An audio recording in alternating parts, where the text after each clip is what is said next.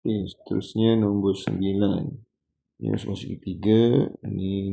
Okay, startnya ada. Perimeter. So, bila perimeter maknanya ukur keliling. Bermula di mana, di situ berakhir. So, nasihat cikgu, buatkan macam biasa dulu.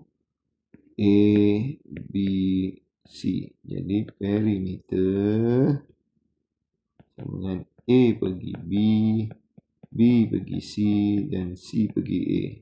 Ni yang saya cakap, bermula dengan A mesti berakhir dengan A. Okay, so kita masukkanlah nilai. A, B 20, B, C 12, C, A 15.